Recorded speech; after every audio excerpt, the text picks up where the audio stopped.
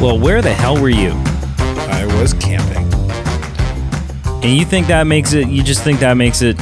That's just okay? Well, you it just is. wait. You For the just wait record, till it is. August. Wait till August. I won't be here at all. I know. You're gonna have You're to gonna miss. If you want to keep doing this thing through August, you're gonna have to find a guest host. You're gonna miss a baller camping trip. Just saying. Just saying. You're going camping somewhere without me? Well, you're going to be up in the Whiskey Lake and Manitoulin and wherever else it is that you're gallivanting off to. So who's missing out? You. No, you. Well, I mean, we're both going to be missing out on something, but Aaron and I are in the process of planning a camping trip. What? Like a guy's camping trip, like hey, interior this camping? This is where we're camping, but we're getting in. We're looking at camping just north of Paisley. Okay. But putting our canoes in the water in Walkerton. Oh, that'd be good. It's gonna be good, and I don't know if it'll happen in August. It might get bumped into September. It's like it's all very. September, I'm in. Maybe. Yeah. So we're gonna try to figure it out, but it's gonna be so baller. Okay, hello and welcome to the Movie Men Podcast. W team. Now that we just had this like completely personal conversation that nobody else has any frame of reference for. People are like on Google going, "Where's Paisley?" How do I crash my this name's party? Brady. I'm Carl. And we're here doing another news episode. We skipped last week because Carl's not here, man. But Carl's back. I'm back for 2 weeks, and then I'm gone for 3. I'm back for 1, and I'm gone for 1. I know. Which means there will be in the next 2 weeks, there will be like a marathon, like an onslaught of Secret Invasion reviews released because we're just going to have to like. And then there will be the finale will be a drought until September. Yeah, maybe I'll buy you one of those like those Wi-Fi data sticks or something. You'd be like up a tree with a microphone trying to... Shut up, bird. I'm trying to record. I know this is your home, but I'm here. Because we skipped a week, we don't have twice the amount of topics, but we got a couple more than usual. So let's barrel right into it. Shoot. As you may or may not know, Pete and I have been reviewing the Mission Impossible films in anticipation for Mission Impossible Dead Reckoning Part 1, which is out now. But Pete's also got like, man, I work just as much as you guys. And I'm like, I like skip out on sleep. And I'm like, okay, how we going to make this work? And Pete's like, don't get me wrong. I'm going to make fun of Pete here, but it's all in good fun. It's all just kind of like, I'm not actually, there's no sour grapes. But Pete's like, oh man, dinner's going to take 20 extra minutes to make tonight because we're doing something a little fancy. I can't record this week. I'm like, come on, guys. So anyways, Mission Impossible Dead Reckoning is out right now, but Pete's going away next week to visit some family and stuff like that, I think, or something, or some holidays. Sort of super illicit, illegal technology. Who knows? But so that's going to get pushed off a little bit. We have recorded our Mission Impossible 6 review, which either is out at the time of you hearing this or it's about to be, or, you know, whatever. But all these Mission Impossible movies, right? The fact that we're getting Mission Impossible Dead Reckoning Part 1 and Dead Reckoning Part 2, I think a lot of people, myself kind of included, for no good reason, just sort of heard these titles, that it was a Part 1 and Part 2, and kind of assumed this is the finale, right? That this is the big franchise send-off. Yeah, kind of like Endgame was split up.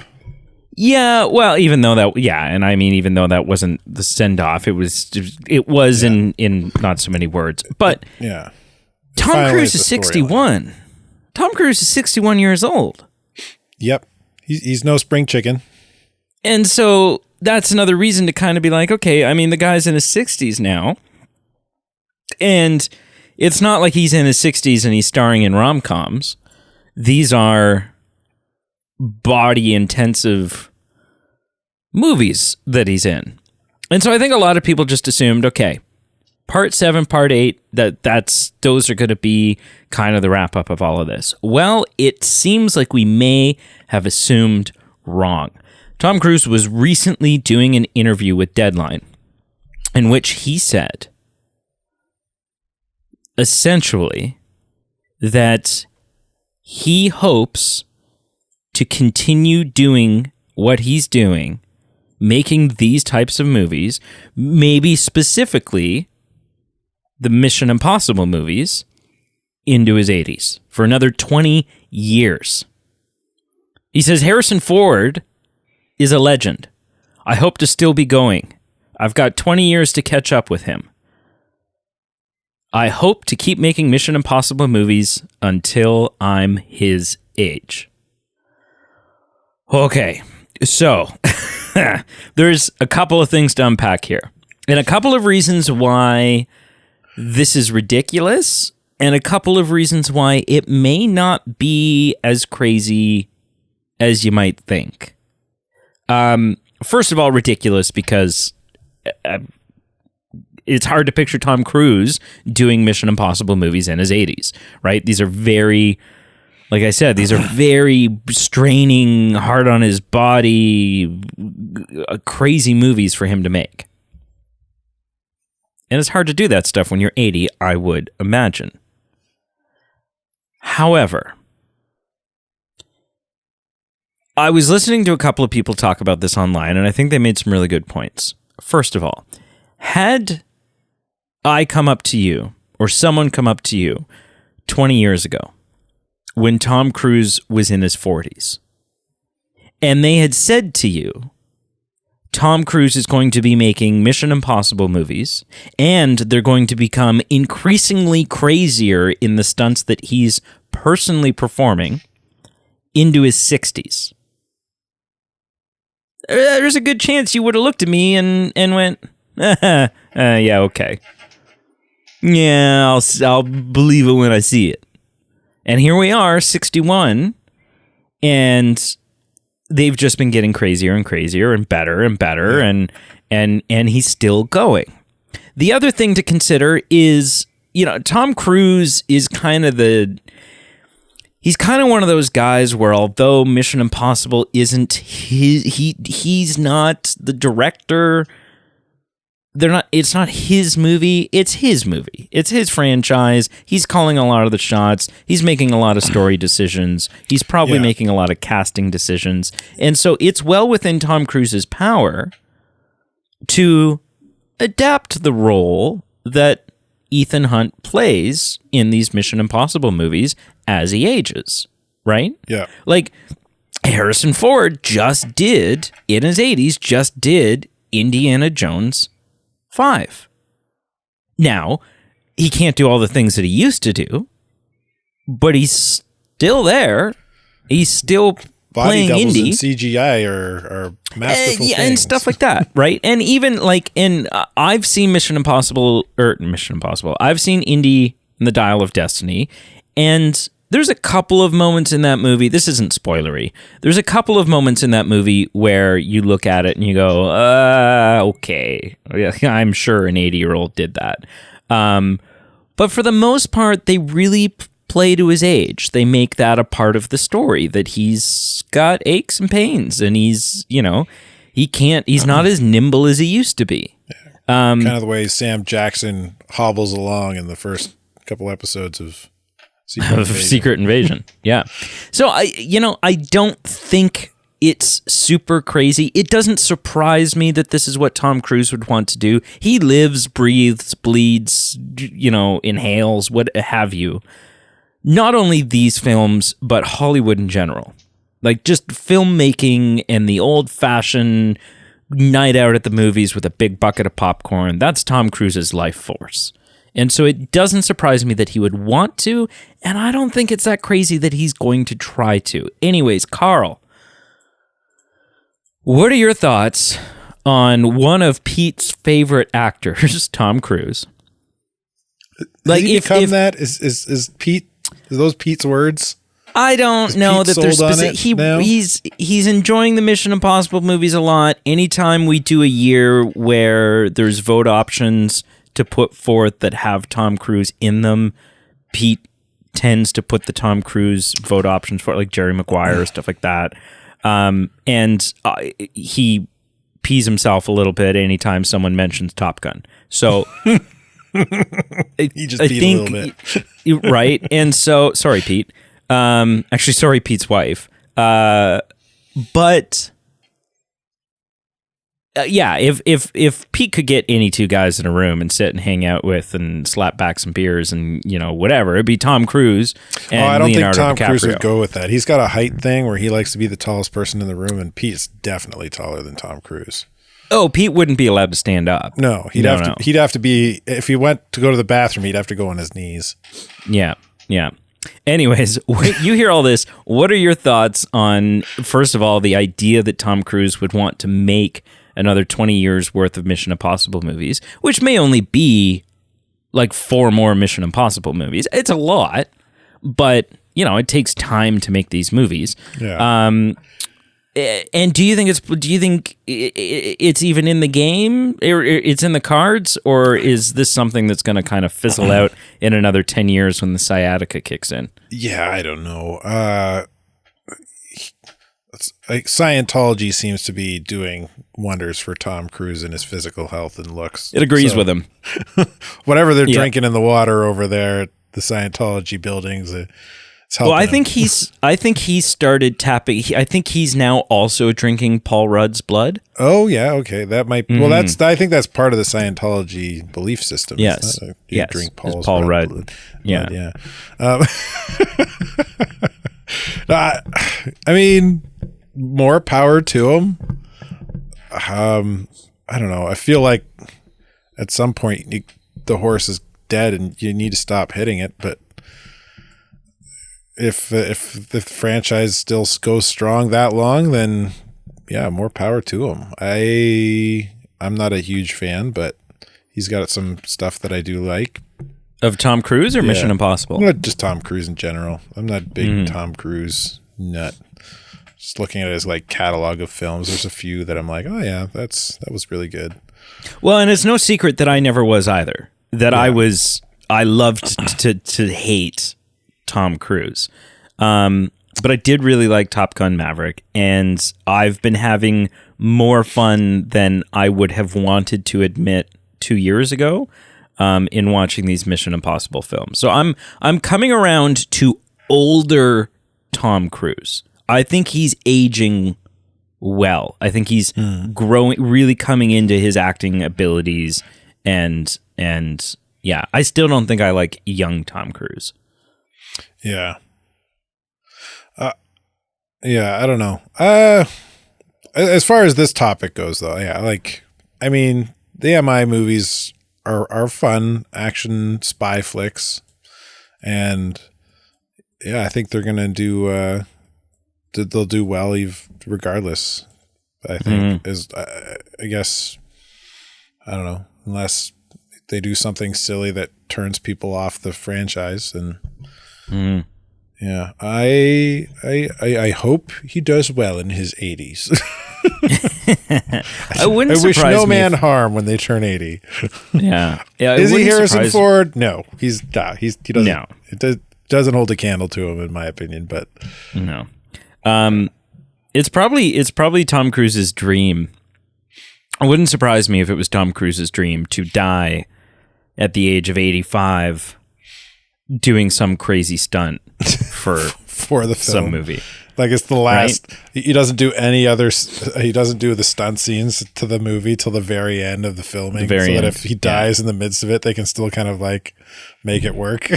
And it'd be the biggest Mission Impossible movie of all. It'd be the biggest action film of all time. Probably. It'd be like, this is the Mission Impossible film that killed Tom Cruise. Right? Everyone would be going to go see it. Yeah. Anyways, moving on.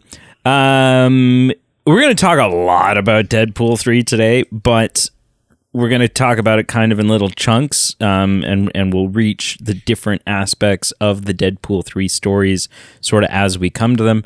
But kicking things off, there is a rumor going on right now. A rumor? There's lots of rumors.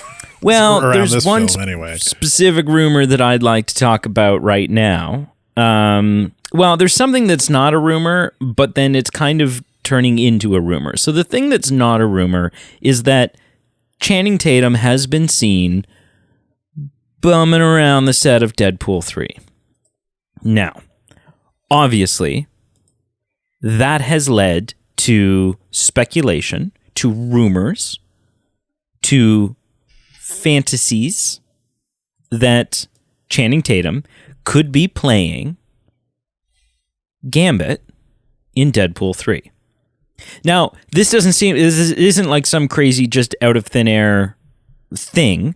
For a very long time, for those who don't know, for a very long time prior to Fox becoming defunct and everything kind of, getting sold off and this, that, and the other thing. In the heyday of the Fox X-Men series. Yes. Fox had been talking forever about doing a Channing Tatum Gambit movie.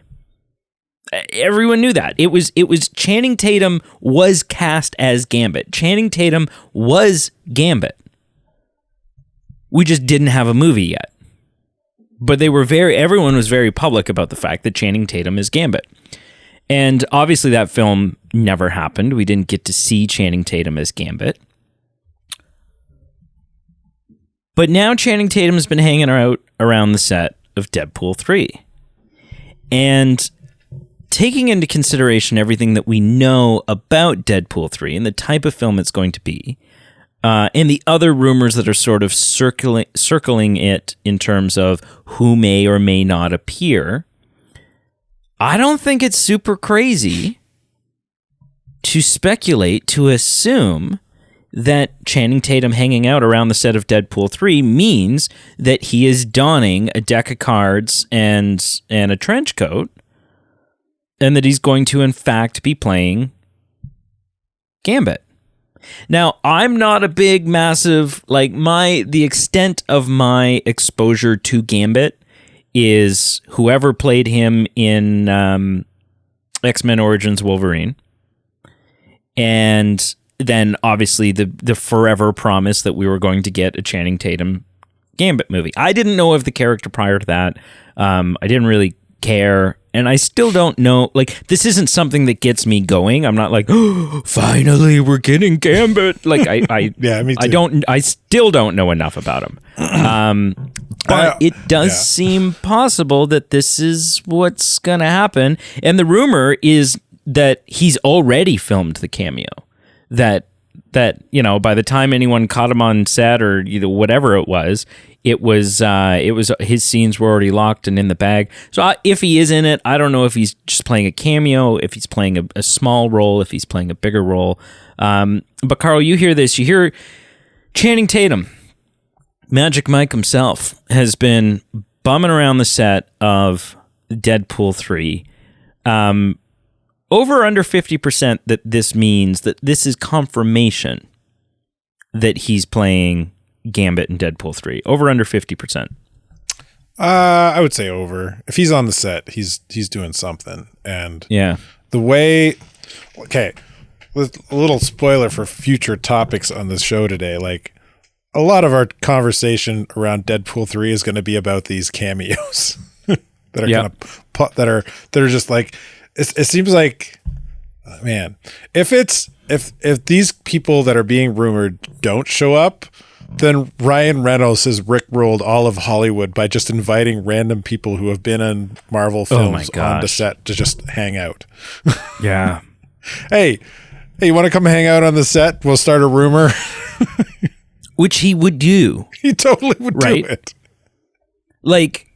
It's not unrealistic that he would say that he would go to Disney, he would go to Fox Studio, whatever the division is called now, and say, hey, how much money is in our budget for, not to put him in the film, but how much money is in our budget to have George Clooney on set for half a day in a bat suit?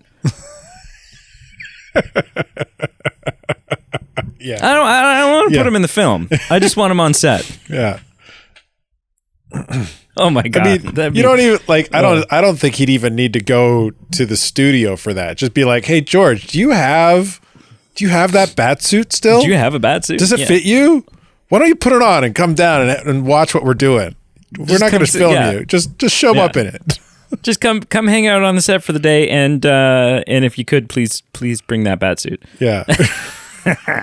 Yeah. Oh my god. Just the cowl. Just bring the cowl. Yeah. Just the cowl. Yeah. Yeah. So you have a Batmobile still? No, but it wouldn't even need to be that. It wouldn't even need to be that. You wouldn't need a bat suit. All you would need to do would be to invite George Clooney and Chris O'Donnell to set the same day. If you had Batman and Robin on set in the same day, suit or no suit, rumors would fly. Oh, yeah. And I feel like, especially because who even knows or cares about Chris O'Donnell anymore, it would be a really funny phone call because Ryan Reynolds would just be like, hey, Chris, you want to come to the set for the day? And Chris O'Donnell would be like, I didn't even know you knew who I was. Like, what? Why am I getting invited to the Deadpool 3 set? No reason. Anyways. Yeah, no reason. Yeah. Oh, man. As far as Channing Tatum being Gambit, I never understood the casting. I didn't think it was a good casting. Because Channing Tatum's... Gambit in mine has always been more of a gymnast kind of physique. And Channing's sort of like slender. A little bit bulkier. But it's a big guy. I don't know. I think just in terms of like the fun that this kind of would bring, it'd be, it's the same way seeing, Nicolas Cage as Superman on screen during The Flash. I would get pumped just to see Channing Tatum after all the rumors and then nothing happening, and kind of the same feel here, right? Yeah. It would be really cool. Man, it'd be crazy. It'd be so crazy. All right, moving on. Sticking with Deadpool 3.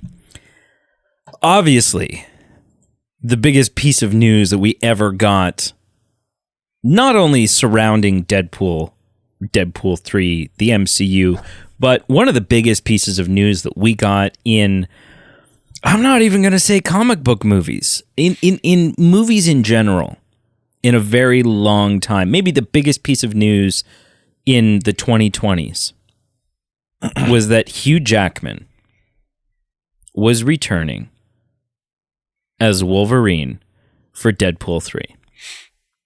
Yeah. And anybody who's anybody has been super excited to see this, to find that out, to see this. Like, it has taken any anticipation that may have been there for Deadpool 3 prior to this announcement and just, like, pumped it so full of nos that I still can't even wrap my head around the fact that this is happening. Well, it came out a little while ago. Rumors came out a little while ago that Wolverine in Deadpool 3 was going to finally be donning his comic book / 90s cartoon yellow suit. And it was rumors, but given what we know about Ryan Reynolds and Deadpool and the fan service that's already going on here and stuff, it didn't seem like a stretch. Yeah. It was like, okay, it's just a rumor, but it's probably true that that's what's happening.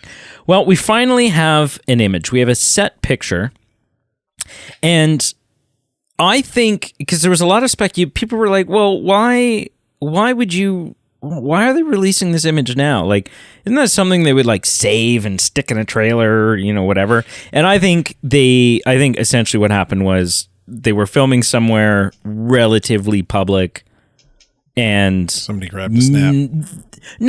I think they released this. They did release this themselves, but I think it was just to get ahead of all of that. I think they knew that there was going to be someone was going to get a snapshot of it. Rather than releasing a poor quality image, let's take a proper set photo. Let's put this out on our own, blah, blah, blah. Yeah. So we got a proper picture of Deadpool in his costume standing next to Wolverine in his costume. And the Deadpool costume, a couple of minor tweaks that I can maybe pick out from previous films, but it looks pretty much the same as what we've seen. And then there's Wolverine. Wolverine standing there in his yellow outfit, and it looks absolutely kind of ridiculous to me. I gotta be honest. Yeah. I didn't read X-Men comic books growing up. I didn't watch the show growing up. My introduction to X-Men, as is probably true for a lot of people, was Bryan Singer's X-Men movie in 2000. Like that was how I got into X-Men. I was only 8 at the time. So you grew up with the leather biker suit. Yeah, and I mean I was aware that there was other costumes, and I had like a video game or whatever where he wears several different outfits in it and stuff like that. But I grew up with sort of the black leather outfits, and around that time in comics, the comics weren't really utilizing this suit. He was more kind of street clothes or and so then then there's the Wolverine look with the blue jeans and the leather jacket, and then the Wolverine look with just the blue jeans and the white wife beater. Yeah, right, which really is only there to show off Hugh Jackman's physique. Yeah. So I don't have any nostalgia to this yellow suit. I'm not against the idea of the yellow suit. Like when I heard that was probably what was going to happen, I was like, oh, okay, you know what? That makes sense. And that's cool. It'll be kind of cool to see him in this outfit. And looking at this picture, I don't know if it's the shade of the yellow seems kind of goofy to me. I don't know. I do know I don't like the fact, and a lot of other people have commented on this, and it doesn't make any sense to me. There's yellow material from his shoulders down to his elbows that should not be there. Yeah, I read something that said it was man. Because Hugh Jackman, the actor, has got some kind of skin condition or something. I don't know. I mean, it's possible. He very famously, Hugh Jackman has had at least one operation, I think on his face, to deal with skin cancer years ago. Yeah. Is that Australian son? That's what I was reading, like some kind of cancer. So he's susceptible to it now or something. So this is to kind of help limit the exposure there or something. I guess it's just a shame. It's a shame that, if Hugh Jackman has gotten, because everything that we heard was that Hugh Jackman was getting bigger than he's ever been. Right. Not to show off the guns. He's in a full body suit here, right? So you can't even and the suit's kind of got like a little bit of plating armor look to it, right? Like some structured hard pieces. And so you can't even, it's not even like he's in spandex and you can look at him and go, woo, look at that body under there. So I don't know. Ultimately it's just a picture. It's just a picture. And so until we see it in a trailer, we see it in action, we don't even know how much of the film he's even going to be in this suit. There was a rumor a little while ago, I think maybe we talked about it on the show, was that Deadpool 3 was going to feature multiple versions of Deadpool and multiple versions of Wolverine across the multiverse. Right. So it's possible that this isn't even our Hugh Jackman.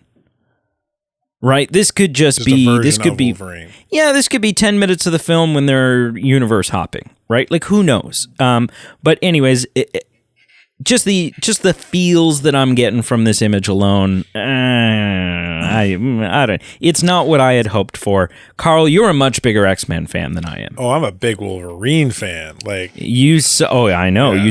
You watched the show in the '90s. When I was a kid, and I would go out to my family cabin, we'd stop at a gas station when gas stations and stuff still had like a comic book spot on the magazine rack, and I would get Wolverine comics for the week. Like just Wolverine comics. So you've seen this picture, and what are your thoughts? Oh man, it gets me excited. It's not completely like 90s comic accurate yellow, right? Because he's not wearing like the blue underwear on the outside. The boots don't have the big flares. He's not wearing the mask, which he still could have the mask somewhere. Just in this shot, he doesn't. Yeah. Right? But like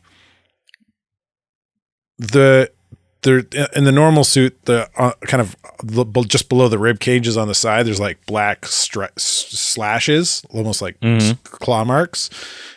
They don't. It's a solid blue with like yellow slashes in the blue. Yeah. So that's a little different, but it still kind of brings that iconography of that original. The metal on the gloves, where the claws come out of the metal on the gloves. Cool. That's really cool. The shoulder pads. He does have the red and black X belt buckle. The X belt buckle. The shoulder pads kind of show off the, like, kind of as a good way of bringing to real life the big blue shoulder pads that he has in the comics in that yellow version. And then the yellow version's got black, again, kind of one single claw mark on either side of the neck. And he's kind of got that going on. So it, like, in terms of bringing a comic accurate superhero suit to the live screen, this is really good. Mm-hmm. Like, the only thing that really kind of bums me out is the same what we already mentioned, is like making the suit sleeveless instead.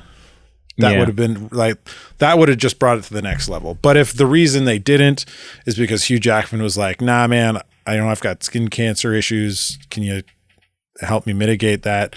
Then, whatever. That's a fine. Yeah. That's fair. But like, that trumps everything overall, else for this sure. is like a really good replica, I would say, a way of bringing it to the live screen and not making it look goofy. I think it looks great. I don't know what the hell you're talking about. This is, to me, this is way better than the X-Men leather suits. Yeah. Like, well, and I mean, they were better. just trying to ground it in reality, and did you see? It's not on the the show notes for today. It's not a topic that we're talking about. But did you see the image online where, because there's some speculation going on that this desert shot that you see them in, may be the same location as, what was it, that the Void or something from the Loki series, where they show up and there's like little bits of every universe. Oh, have kind of yeah. Like gone there to end of die. Time place where that monster is eating everything. Yeah, and so I'm going to send you an image right now. I don't know if you've seen this image or not, but it's an image that shows that at some point, because there's also shots where it looks like Wolverine is sort of, he's skewered Wade and he's holding him up in the air with his claws. So they're definitely going to have a fight in this location. But it looks like, I'm sending you this picture, it looks like they have a fight in front of a ruined, destroyed, kind of feels like it fits in that Void end of time area place version of the 20th Century Fox sign. That would make sense because that they use that, because like just Googling Deadpool 3 and looking at the casting, Tom Hiddleston as Loki is in it. Owen Wilson as Morbius is in it. Right. So yeah, that would make a lot of sense. But did you get this image I sent you? You got to open this up. I am opening it now. I'm looking at this casting again. Your favorite actor in the whole world is apparently going to be in it. James Marsden. Yeah. But look at this picture. This is so Ryan Reynolds. Oh, that's cool. It's so Deadpool that the studio that birthed all of these characters, 20th Century Fox, there's this massive ruined, destroyed version of the 20th Century Fox sign that they're going to have this big fight in front of. This is actually a really cool picture because it's got Ryan Reynolds or a double in Deadpool costume. You see, two Wolverines. You see two Wolverines. There's two Wolverines in the suit, and so one might be Hugh Jackman in the double, or maybe I think the one on the multiples. left, the one on the left looks like Hugh Jackman. The one on the right doesn't look. Yeah, that's probably the bulky double. enough. Yeah, but who else is in this shot? Is there anybody else in this shot we can pull out? But you also see a rocket ship kind of destroyed and stuck in the dirt there, which again kind of lends credit to this is some sort of like. Well, even there's this weird, I don't know what this building, this like little bunker building in front of the 20th Century Fox sign. I don't think that looks like set dressing and not. That's a set like piece. The tents that are set up. And so it just all kind of lends credit to the idea that this is some sort of graveyard for universes and stuff like that. So it'll be interesting to see what happens and how this shakes out. But anyways, moving on. Also, Deadpool 3. Now, we've talked about a lot of the different potential people who are showing up in this. Forever ago, we talked about Patrick Stewart's comments about Professor X showing up. And then some further comments that made it sound like maybe Ian McKellen as Magneto might show up. And then we looked at some images on Halle Berry's Instagram, where she seemed to be rocking storm hair. Yep. Coincidence? I don't know. I tend to think probably not. Well, in a world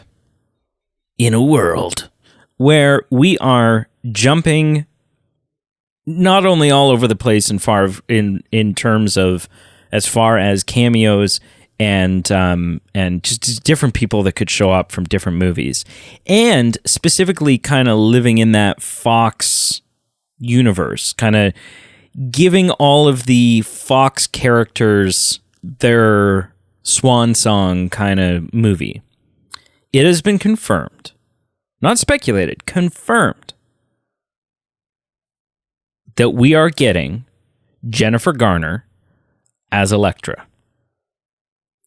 Obviously, who played Elektra not only in her own film, but was first introduced in the Ben Affleck Daredevil film. A film that I don't think is as bad as we all like to hate on it for. It's got some issues, but it's a cool movie. I like the Ben Affleck Daredevil. Screw They did everyone some who cool doesn't. things to show off the powers of Deadpool in it for sure. Yeah, it did Daredevil, but yeah, Daredevil. Yes. So there's nothing to speculate about here, right? She's going to be in it. That's been confirmed. Now, here's where the speculation starts. Is it unreasonable to assume, in a world where we just got George Clooney back as Batman, so to speak, George Clooney as Bruce Wayne, and Michael Keaton back as Batman, but specifically the George Clooney one, because George Clooney as Bruce Wayne was a portrayal that most people hated and have bashed on and has not been remembered fondly. So in a world where that has happened, is it out of the question? And what do you personally, Carl, think the odds are? I want your answer first, and I'll tell you mine. What are the odds, out of 100, that we're going to see Ben Affleck back as Daredevil? Even just in a cameo, just as a small little, might not be bigger than the George Clooney thing at the end of The Flash. What do you think the odds are? Now that we've confirmed Jennifer Garner as Elektra, what are the odds that we're going to get Ben Affleck as Daredevil? I think it's extremely good. I would say that not only would we see that version of Daredevil, I would say we'll probably see Charlie Cox as well. Maybe. I wouldn't be surprised at this point.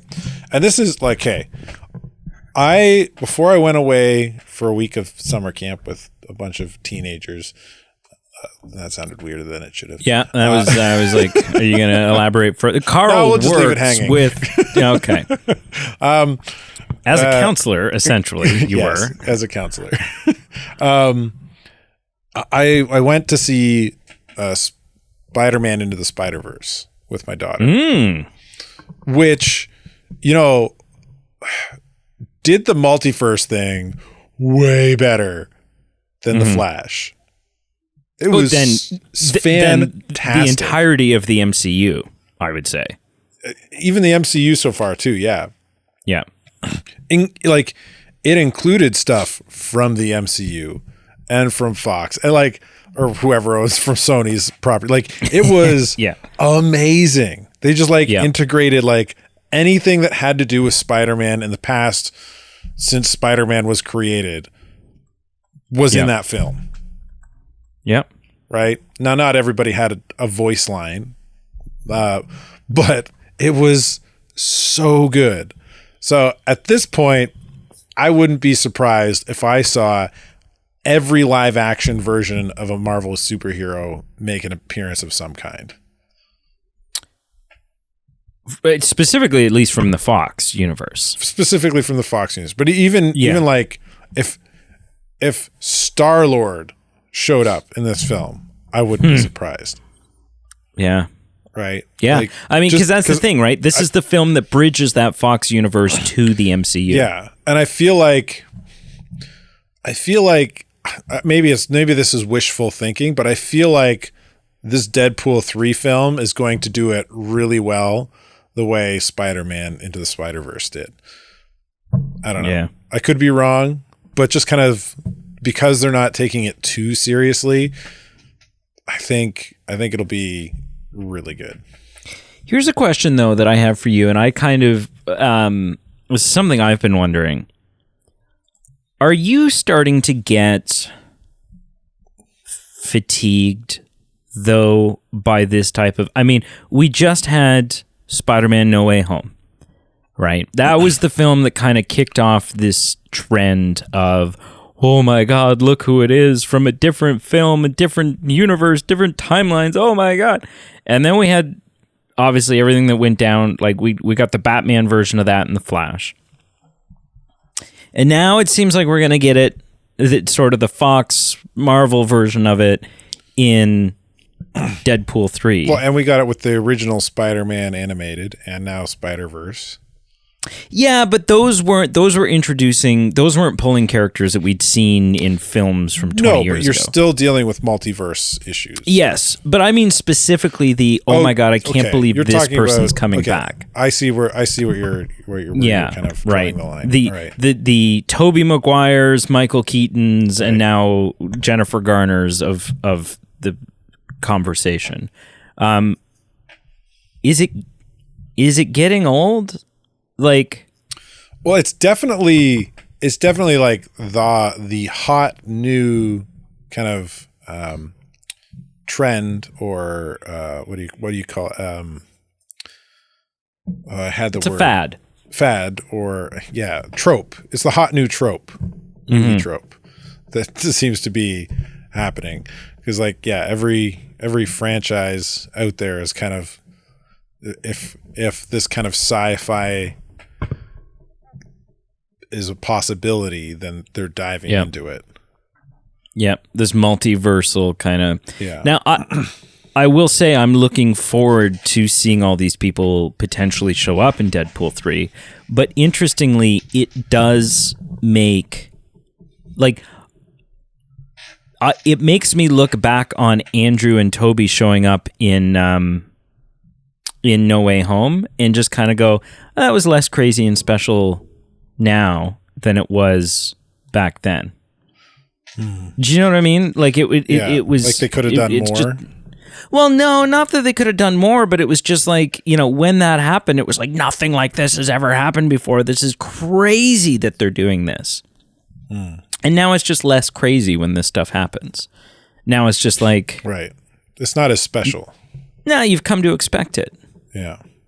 Right? And fans, the second you find out that there's a Deadpool movie that's multiversal, then instantly the expectation is, well, who's going to show up? Yeah. Well, why does anybody have to show up?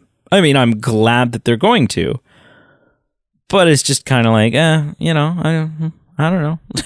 Like, yeah, I don't know. Yeah. I don't know. It definitely, as like a new hot trope that movies seem to be jumping on, it's some films are going to do it way better than others. Like the Flash did it pretty well because they limited their scope. They narrowed it.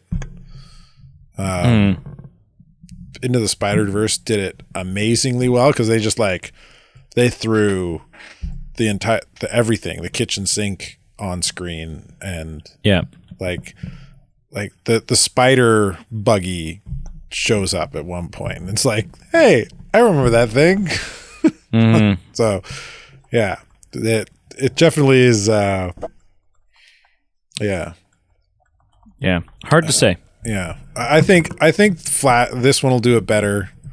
Flash has probably done it the weakest, even though it even still did it well. What other ones? What would you say is the weakest kind of use of this trope so far? I don't know. I mean, it pains me to say that it may have been the Flash, but I think maybe it was the Flash just because it was the worst movie out of the ones that have done it so far. But it still pains me to say that because it was Michael Keaton. Yeah. Right? So, but yeah, unfortunately, probably the Flash. Yeah. That would be my go-to as well. Like, as good as Michael Keaton is in Batman in that, again, re-portraying that role, it definitely kind of didn't do a great job in terms of utilizing this multiversal kind of trope. Yeah. Yeah. Anyways, moving on. A trailer has arrived for a film that a lot of people, when it was announced, looked at it and went, really? Why? Just why? I, however, have been excited for this since day one. It's a property that I really enjoy. It's something that I'm like, yeah, sure. Like it's been 15 years since the last one, if not more. So let's, I don't know, take another crack at it. And they're doing it in a very unique kind of way this time. So I'm like, sure. And that, of course, is the trailer for Wonka, the Timothée Chalamet prequel, or sort of Wonka origin story. And I've heard a lot of people, it's like, well, why does he need an origin? Stop explaining. We don't want midichlorians. Stop explaining the Force. Just let him be mysterious and whatever. We don't need to know where he came from. Whatever, screw you guys. I don't care. Whatever. And not only is this, and there was kind of speculation, we weren't 100% sure, but this trailer has kind of confirmed it for us. Not only is this sort of an origin story to Willy Wonka the character, but this serves as a prequel to the 70s Gene Wilder film. Like, it's not just a whole new reimagining, but an origin story. This is a prequel to Gene Wilder's Willy Wonka. And so the trailer's here in all its glory. And I watched it. And the first time I watched it, I was underwhelmed. I didn't know really what I thought of it. I was kind of like, oh, that's not what I was hoping for. I've watched it about 3 or 4 more times since. And I think each time I watch it, it grows on me a little bit more. So, I don't know. I think I'm still excited for the movie. I'm still excited. I want to see it. Hugh Grant shows up at the end of this trailer playing an Oompa Loompa. And again, like it's very much, it is the green hair, orange face, playing the same little note on his piccolo or whatever it is, dancing, turning around, holding his ankles. Like it is the 1970s Oompa Loompa. You hear Timothée Chalamet say the strike that, reverse it line that we heard Gene Wilder say several times.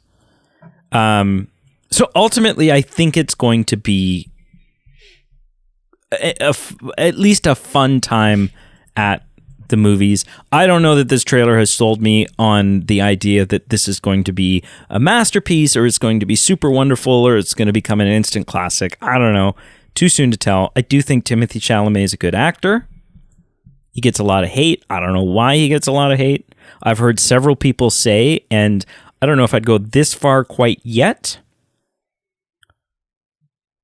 but I can see where they're coming from, that Timothée Chalamet is sort of poised to be the next Daniel Day-Lewis. If his career and his acting ability, and what if he continues to hone it and continue on the path that he's on, that he's truly destined to be one of the greats. It's possible. I don't know. But Carl, you saw this new trailer for Wonka coming out this Christmas. It's not far away. What are your thoughts?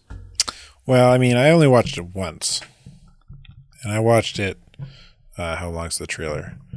2 minutes and 30 seconds prior to us talking.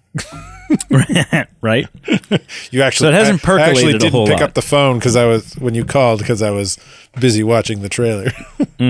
So it hasn't You kind of interrupted my viewing of it, Brady. Yeah. How dare the you? Wonka tea hasn't steeped for you entirely. I don't know. I like both iterations of Willy Wonka and the Chocolate Factory that we've been given. I thought they were both fun. I don't know. Everybody by now knows I don't like remakes. I think they're Which it isn't. Which it isn't. It's a prequel. So I'm a little torn, because this kind of feels like kind of remake-ish material, right? Like let's go back to the stew that made us lots of money just to make more money, instead of let's actually tell a decent story. But the kind of the premise of the story that the trailer lays out, and how they're going to explain things or whatever, seems interesting. But I don't know. I probably sit on the fence of one of those people that you so casually bashed, that like, why do we don't need to know this. Part of the charm of those movies is that your imagination fills in the blanks of the unknowns. Yeah. Right? Like, how did he find these Oompa Loompas? Or how did he come by this factory? How does he make this magical stuff happen? It's like you could let your imagination. So when you explain things away, even if you leave room for other, like, I don't know, like how much of it this prequel is going to explain away all that magic, so to speak, of that my imagination is created or filled in the blanks for. And how much is it going to kind of leave room for new spots that I can fill in the blanks for? Right. You know what I mean? So I don't know. I would say I'm on the fence right now. And normally I think I would tend to agree that, like, leave well enough alone. You don't need to explain away past stories and stuff like that. But the one thing that kind of makes me, I don't know, question my stance on that a little bit was a little movie called Oz the Great and Powerful. Right. That was a very good movie. It was a very good movie. And was fun and sort of connected all of the dots perfectly. And you were like, it's the hot air balloon, and it's the and the Wizard of Oz was not a character that needed his backstory explained. Who is he? Why is he there? Why is he the one human that's there? And what is all this? And that was fun. It was fun to kind of wonder. And none of that was hurt by Oz the Great and Powerful. So I don't know. That's kind of the movie that is giving me more hope for this one. Kind of looking at it going, huh. I would say that's a really valid and strong argument against kind of that leave it be mentality that kind of I'm clinging to a little bit. and I'm not. I'm not clinging to it too strong in terms of this movie because it's not a remake. It's a prequel, and you bring. I completely forgot about Oz and that film, and like kind of recalling some of that film in my mind is like, yeah, okay, that worked. So maybe this one, if done well, can do the same. Also, I think that the casting for this film is great. Incredible. Like incredible. That doesn't hurt. Like that Rowan shot Atkinson of Rowan Atkinson. When I seen Rowan Atkinson in the trailer, I'm like, oh, that's awesome. This is gonna be great. That shot of Rowan Atkinson running away from the animals, going, "Run away!" Yeah, like it was just like, yeah. I don't know, man. I think what this film will need to do, because what Oz the Great and Powerful did was it left you in a place where it wasn't just like a film that took place sometime before the first one and kind of was there for the sake of being there. It ended with all of those connective dots perfectly in place, that now the events of Wizard of Oz made sense. There was they didn't leave a lot of gap. They didn't leave a lot of like, okay, now what the hell happens in between all this other stuff? Like it kind of connected everything beautifully. Right. And so I think that's what Wonka needs to do. It needs to end in a place that makes all kinds of sense. That maybe this film sets up the Wonka movie, beautifully. Maybe this film needs to end with him, reaching a point. There's a flash at the end of the film. There's a flash forward. It's 20 years later, or whatever it is, and he's deciding, because of all of the spies and the whatever, and Slugworth and whatever else, that he's going to close the doors to the factory. Right. Isolate himself off from the rest of the world. They're going to shut everything down. Not shut everything down, just shut the doors to the world. Yes. Yeah. Right. Still make chocolate and sell it, but like nobody's allowed inside the doors of this factory. Yeah. Right. And then you're like, okay, perfect. Yeah. And then now I can pop in the original and we're right there. Yeah, we're sailing. Yeah. Cool. That would be a beautiful ending. Yeah. Just like Chalamet standing at the doors and closing them. Age him up a bit though. Right? Say that it's been the jump forward 10 years or whatever. Age him up a bit. Kind of do a little bit of facial whatever to kind of bridge the gap between him and Gene Wilder. Yeah.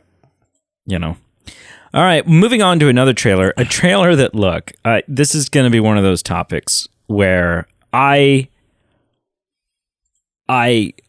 got so excited the second I saw that this trailer had been uploaded, and I stopped everything I was doing, and I didn't even watch it on my computer. I was like, I'm going to put this on the TV, and I'm going to, blah, blah, blah. And I watched the trailer, and I was like, oh, yes, finally, another installment in one of my favorite franchises. Can I just say, before you reveal it? Yeah. I hate you. No, I know. And then what I was going to say is, but on the flip side of that, this is a topic that Carl not only has no interest in this film, but probably thoroughly did not enjoy watching the trailer. No, I didn't. And probably horrible. Found the trailer not just like, oh, this looks like a bad movie, but this is disturbing. Had an upsetting experience watching the trailer, and that is for the next installment in the Conjuring universe and a sequel to The Nun. It is The Nun 2. Listen, I'm not a huge horror guy. On the Movie Man podcast, because everyone else is so not into horror, I've kind of taken the role of the horror advocate. But I'm really, like, in my day-to-day life, my day-to-day movie selection, like, sitting down and watching a horror movie for me, it's like it's an event. I'm not just throwing that on when I'm looking for something to watch. But something about the Conjuring universe, something about, like, with Patrick Wilson and all these other characters that they've created, and the fact that, like, the actual the actual main Conjuring universe, Conjuring 1, 2, and 3, are based off of, like, the person that Patrick Wilson and Vera Farmiga, I've probably butchered that, that they played, that they are playing real life people. And those are films based off their case files and all this stuff. Like, something about the flavor of horror in this universe I love. And I watched the trailer for The Nun 2. I can't wait. Like, I really legitimately cannot wait. It's been several years now since we had our last installment in the universe. Good. And I'm happy for you. And Carl, you watched the trailer for The Nun 2. How excited are you for this movie? I'm not. You know I'm not. You knew I wasn't as soon as you sent this. You suck. I never would have watched this on my own volition. Describe for me the experience. To talk to for that reason alone. And you describe for me the experience of you watching a trailer like this. Like, are you, like, even sitting and watching it, I assume on your phone or your laptop in a well-lit room, does it, like... I legitimately jump scared at the one jump scare moment in it. With the, yeah. And I was just like, God, the hands just come through the... stupid. It's like the eeriness of it. And I'm just like, why would anybody put themselves through this experience? Well, I heard the other day, they had done this scientific, they'd done a study, and what they discovered was that you actually, in watching a scary movie, and they kind of ranked like the number of calories based on like these different films, but because scary movies elevate your heart rate, watching different scary movies, you actually burn calories just sitting there watching scary movies. Are you proposing a new weight loss program, Brady? I am. Yeah. You and me, man. You and me, we're going to sit down. We're going to watch Movie Man weight loss program. Yeah. We got a list of movies that you just sit down and binge. Yeah. You will simultaneously, in the course of one afternoon, we'll watch 7 films. And you will be that much closer to your weight loss goals. Having a heart attack. But you'll also probably have burned like 3/4 of a pound. So I think the trade-off makes sense. As long as you're eating low calorie movie food. Celery. Yeah, celery is the only. No licorice. No pop. No, just no celery. Buttery popcorn. Just demonic possession and celery, I think, is the recipe for success there. But yeah, so no interest, huh? It doesn't. No. No, can you at least concede that it looks like a well-made movie? I will give you that. It has the potential. It could be a very good horror movie. I have no interest in watching it and giving a follow-up on that comment, but. That's fine. I'll get you drunk. Yeah. I'll get you drunk. We'll sit and we'll. Yeah. No, I'm more interested in our next topic. Moving on. You and I had some months ago now sat down and we laid out our dream castings for the new James Gunn, Peter Safran DC universe.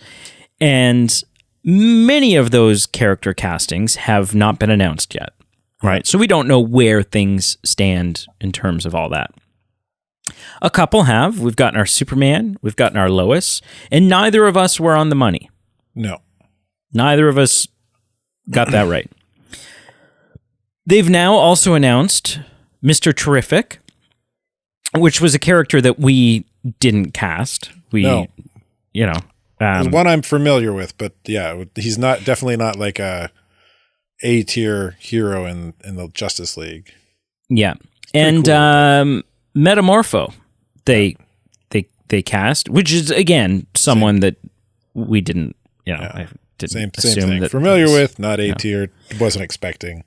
But also totally makes sense. But you know what? As soon as I heard Mr. Terrific and Metamorpho, I'm like, right, it's James Gunn.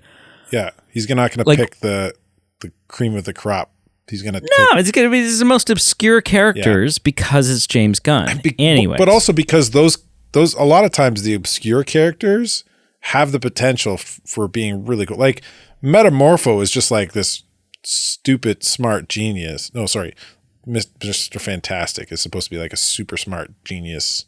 I can't remember if he's part robot or not, but yeah. But then like Metamorpho is like he can change his molecular biology into like any form. So he can be a rock or a gas or a liquid or yeah. So he's pretty cool. So like there's a lot of story potential in these characters that otherwise might never see the light of day on the silver screen. Oh yeah. They're like will be really cool to see on the silver screen. No, hands down. Someone we did cast was Green Lantern.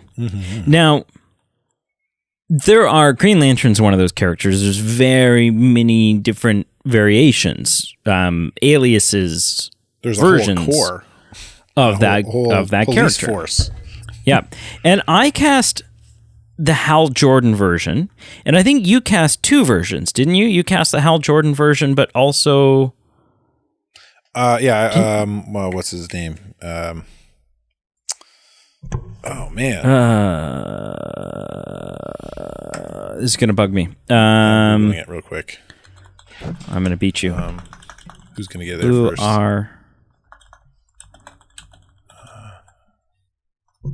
If I knew how to type. Come on.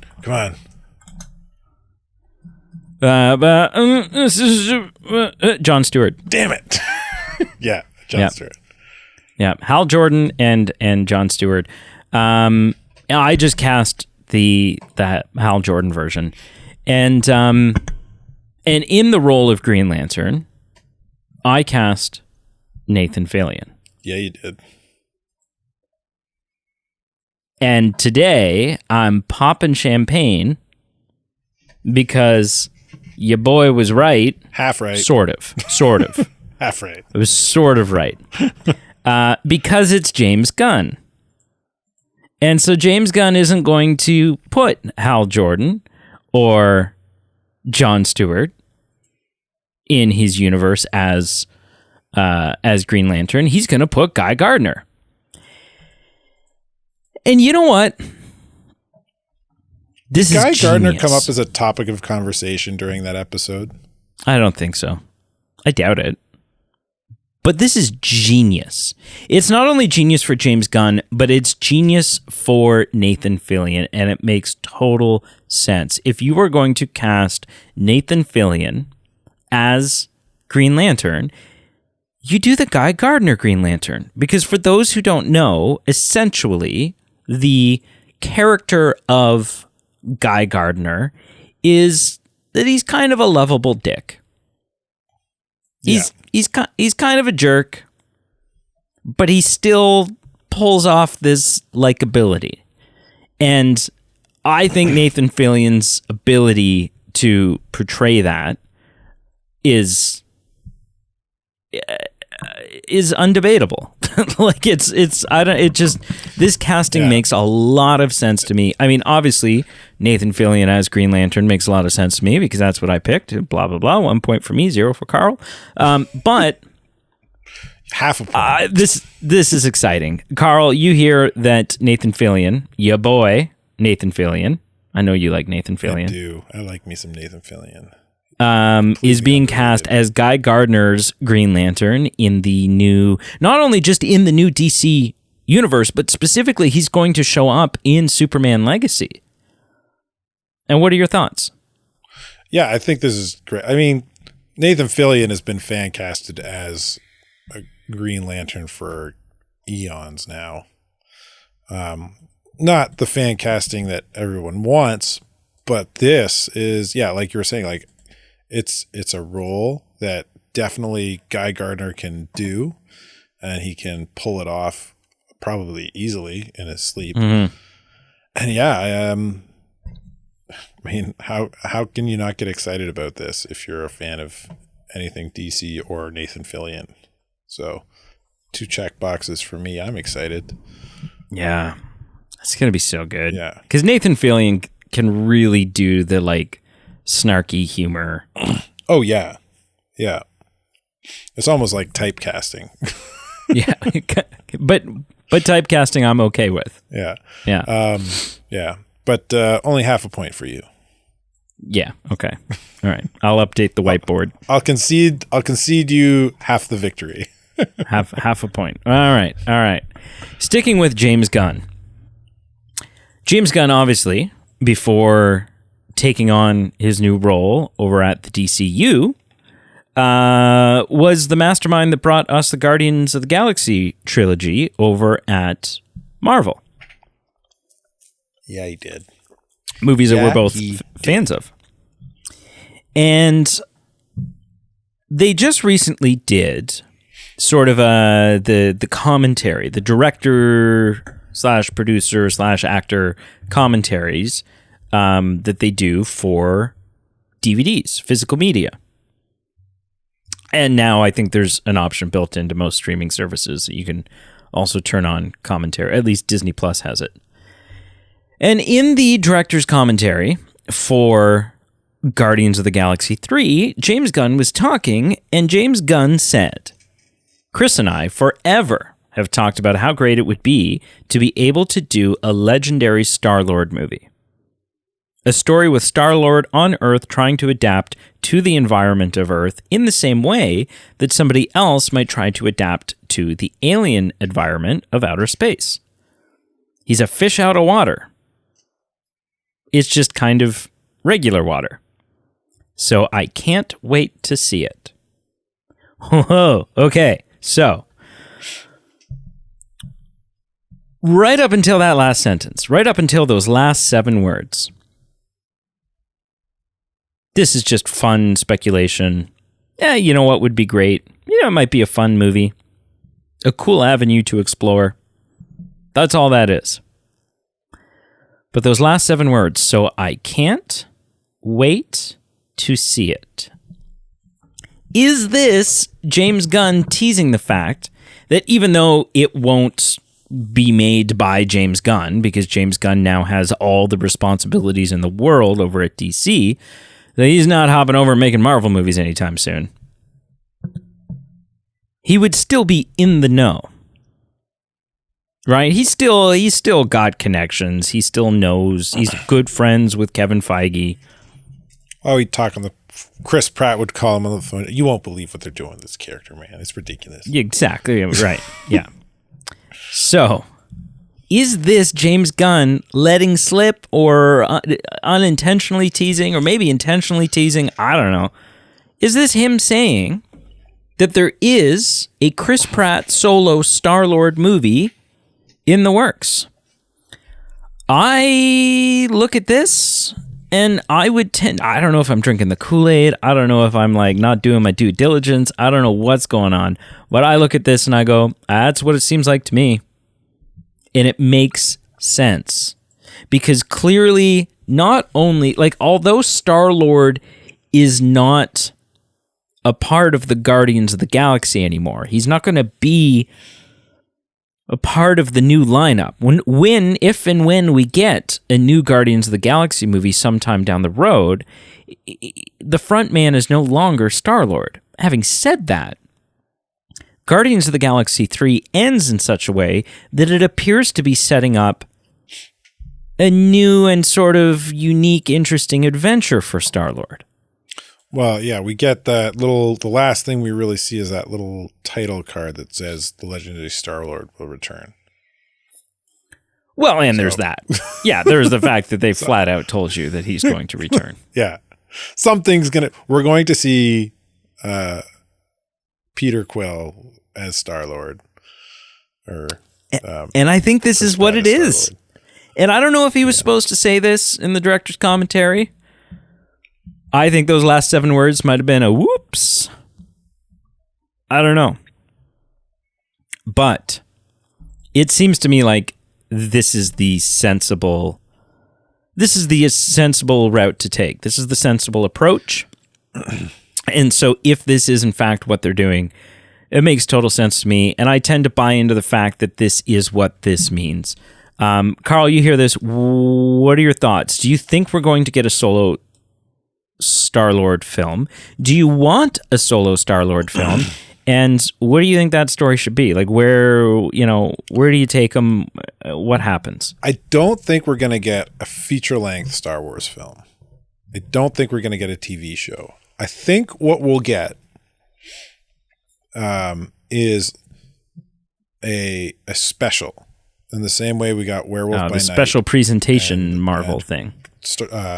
Guardians of the Galaxy Christmas special.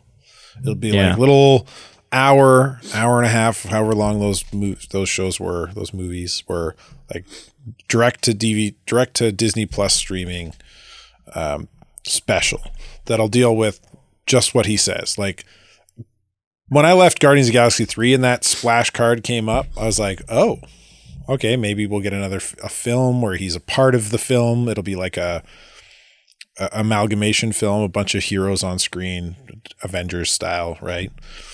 Which we probably will.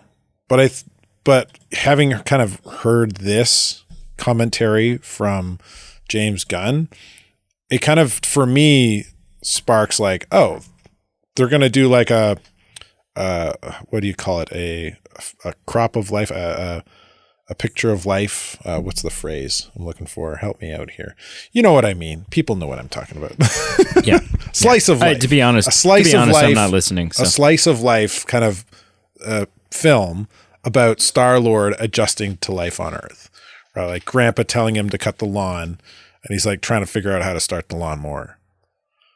Right? Like Grandpa comes out, is like, you got to pull the cord. What cord? This, right? Like kind of like that little scene we got where Gamora pushes the button to open the door. And it's kind of like that, but like Star-Lord is Gamora. Mm-hmm. Not Gamora. Nebula. Star-Lord is Nebula, and Grandpa is Star-Lord. So like a little bit role reversal, but yeah, like Star-Lord trying to figure out how dating apps work. Kind of. Yeah. So. What'll be interesting about that, though, is like you still need, in order for it to be a story, you still need a conflict. You still need some sort of threat that takes place. And it's hard for me to picture what that would be if not some sort of galactic threat, because it's Star-Lord. I don't think you do, though. If it's a slice of life film, you don't really need a threat. Guardians of the Galaxy, the Christmas special, didn't have any threat. The threat was he's not going to have Christmas. We need to bring him Christmas, right? Like you don't need a threat. You just need a set of circumstances that are interesting. Right. You need conflict, but that conflict doesn't need to be a threat. Yeah, it doesn't need to be a galactic threat or a combat. Or an evil villain trying to attack Quill on Earth, right? Mm-hmm. Interesting. So you think... Yeah. You think that's the route they'll go? Just sort of like a comedy? Like there could, like, there could be a threat come to Earth to kind of add some extra pressure or something like that. But I feel like with kind of that phrase that he uses, where he's a fish out of water, not knowing how to interact in this environment, that in itself is the conflict, right, of this kind of a slice of life film. Quill trying to figure out how to be human in human society when he's been a human in alien society for so long. Mm-hmm. Picture like he takes his grandpa's car out for a joyride because he's just figured out how to drive a car properly. He gets pulled over, taken to jail because he doesn't have any ID or a driver's license because he's not from Earth, right? He doesn't have a state driver's license or any kind of identification. Grandpa's got to come bail him. But as he's being fingerprinted and stuff, they're like, name Star-Lord. What? Like kind of like that scene from the first film played out, but on Earth. And they don't have any idea who he is and they don't care. Save the galaxy. Come on. Right? Like, yeah, that'd be really fun. It would be. You're right. Yeah, I don't know. I don't know that I'm fully convinced, but you've swayed me enough to the idea that makes sense to me. Yeah, and that wouldn't work as a feature-length film. No. But it would work as a special. That's only It's one like of those an hour special long. presentations. Yeah. Yeah. Huh. Well, but either way, we both agree that this is some sort of standalone, touching base with what's going on with Star-Lord is probably what is going to happen. Yeah. That's my that would be my takeaway from this news. Cool. All right, moving on to our last topic. And kind of circling back to Deadpool 3 in a way, but it's also a much bigger thing. We've talked about for a while now the writers' strike. Right? Nothing can be written right now in Hollywood because the Writers Guild, unless it's a book, is on strike. Yeah, nothing, no new scripts. And then just sort of nearly, several weeks after that, just sort of nearly dodged was a director's strike. So that didn't happen. They were able to come to terms and avoid that. But what has happened and was not avoided is now an actor's strike. Which really messes a lot of things up. Because with the writer's strike, they weren't allowed to write anything new. But if a script had already been written, production was full steam ahead. You could keep filming. You just couldn't do any rewrites or change the script. But if you had a script and you were happy with the script, then shoot away. Well, now the actors aren't allowed to work. And I don't know if you know much about making movies. But when you don't have any actors, I mean, you can get some B-roll shots of some scenery, some landscape shots, I guess. Yeah, you're pretty much down to documentaries. Yeah, you can do, well, yeah, as long as the documentary's already been written. Yeah. And as long right? as the actor doing the voiceover work isn't part of the guild. Yeah. In which point you've just gotten Bob off the street. Hey man, I'm always looking for some voiceover work, Mm-hmm. Here we see the llama eating his food on the hill. Look out. There's a lion. It's coming to eat it. The blue whale has crossed the lion and a llama walks away safely. That was really bad. That's my portfolio for the what's the planet show? Daily Planet. See, you don't even know. You didn't even know. I don't know. You didn't even know what it is. That's my submission. Yeah. So as a result, like to give you an idea of what this actors strike, means and has the ability to do, as of midnight a couple days ago, production has stopped on many shows, movies, including Deadpool 3. Deadpool 3 is one of the first major productions to pause production amid the new strike. And it comes not long after filming has begun. So,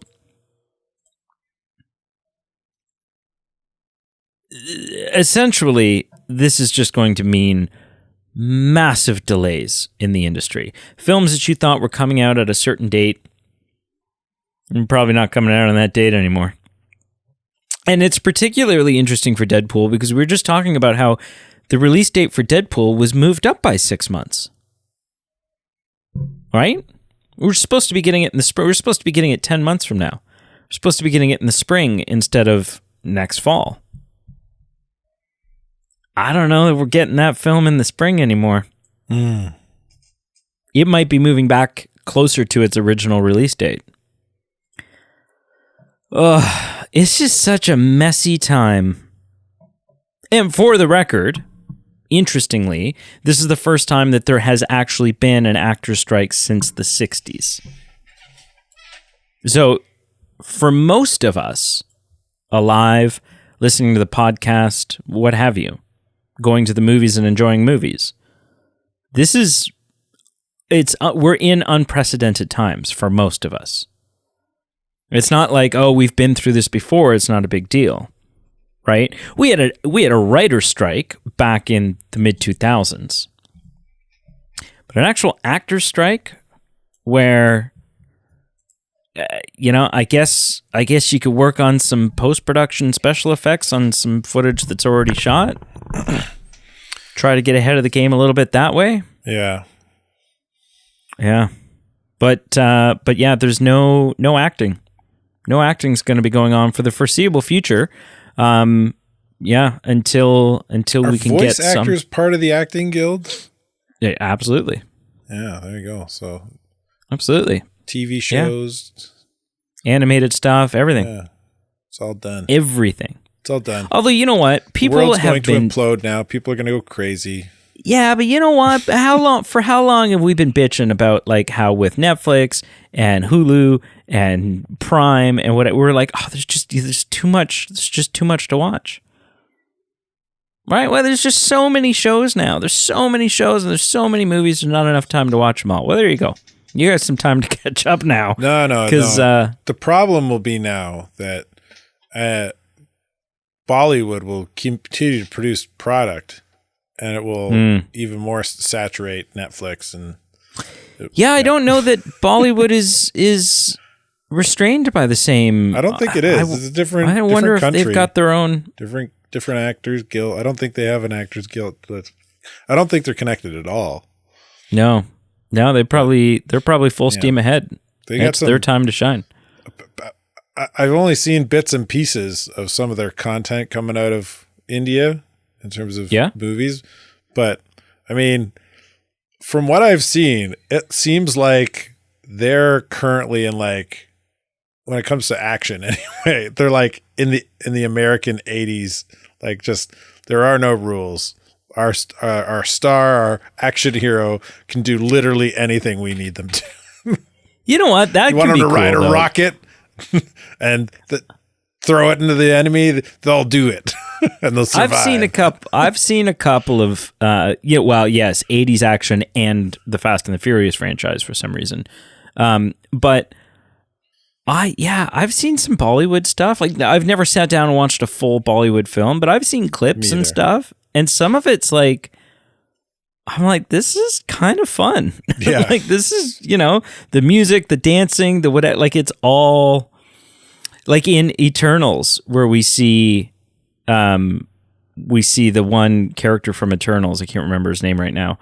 But he's on set, he's living his immortal life as multi-generational Bollywood star, right? Yeah. Every couple of years he ages up too much, and then he assumes the identity of that actor's son, the next generation of Bollywood star, and he just makes more Bollywood films. Yeah. And we got to see him on set, and they're all dancing, wearing the outfits and stuff, and I was like, man, I want to see that. It's pretty cool. That looks fun to me. I've seen, like, there's the one thing that comes to mind that kind of like was like the antithesis of this, like, kind of like Bollywood action, and where compared to like where Hollywood used to be, is like, I don't remember any of the names or anything because I'm not that invested in it, but like apparently there's this like Indian action star, and he's got a string of movies, but in one of them he's like riding a horse, and like a semi truck is blocking the road as people are chasing him, and he, like, how like in some action films the star will like be on a motorbike, and the motorbike will skid underneath the truck, and then he'll pop back up. He does that with a horse. I mean, like, how fun is that? Like, it's ridiculous, but like, I don't think these films are taking themselves that seriously to begin with. So if it's filmed in fun and it's not meant to be taken seriously, it makes it fun for the audience, in my opinion. And from the clips I've seen, it looks incredibly fun. Just goofy, action. Oh man. Yeah. Well, that's it. That's all. That'll do it. That's all. All the news for 2 weeks. Yeah, well, I mean, I trim not all. I trim All the some news fat. we care about. That's how I. Yeah. That's what we should say from now on. Yeah, I We've mean, said it I trim. before, but that'll be I the new trim some fat catchphrase. That's it. trim That's some all fat. for all the news we care about. that we care about. The you care only about news more, that you we should don't care care. about. Yeah, exactly. Yeah. Well, thank you so much for listening to this episode of the usually weekly movie news show. Make sure you check out our Facebook, Instagram, and Twitter, all listed down below. We have a Patreon page for as little as $1 a month. You can't get anything for $1 a month, man, except for a subscription to our Movie Man Patreon, in which we upload some fun little content from time to time. So check that out. It also gives you increased voting power when we do votes on what film Pete and I are going to watch and review next. And we have merch. Get your merch, hats and shirts, and do we have underwear yet? We talked about underwear. Did you do that? We talked about underwear. No, we don't have underwear yet. We talked about Speedo. We talked about a used Speedo market. Yeah. It's really hard to find a supplier for that, though. I don't know where. We're gonna have to start buying Speedos. Here's what we're gonna do. Here, I just figured it out. We're gonna buy a lot of Speedos. We're gonna buy a lot of Speedos, and then when you go away for the month of August, I need you to wear a different one each day. Okay. And then wash them. What if they don't want them washed? Well, I mean, I'm not that famous, but I mean, there are some weird people out there. There are very weird people out there. I also not that famous. I don't think you're famous at all. I don't think you can say I'm not that famous. You're absolutely correct. Yeah. And then we'll figure out how to, get those used Speedos then printed with. Yeah, I think we're gonna miss the prime Speedo timeline here, though. Like, by the time we get that all done, it'll be winter and. It's prime this Speedo is a season right now. We don't have this is a 2024 project. Okay, yeah. Yeah. And then because then ultimately yes, but we're also headed into the months where everyone goes on vacation. Right? People go to Greece. Yeah. Get the snowbirds need their Speedos. Speedos. Yeah. Right. Yeah, get that Speedo going. That way we get some free advertising down in Florida when you're down there. Yeah. And some days in August are going to be better for you than others. I'm not going to lie. Because we're going to need various sizes. So some days you're going to be in a very undersized Speedo. Yeah. And then other days you're going to have to keep hiking it up. Just duct tape it on. Yeah. So you enjoy that family vacation of yours. Yes. I will. That'll be, And if anything, what this will do is not only give us a good supply of merchandise, but it will also secure your schedule with the podcast for next August, because I don't think you're getting invited back to family vacation time. Yeah. 2 birds with one stone. 2 birds with one stone. There you go.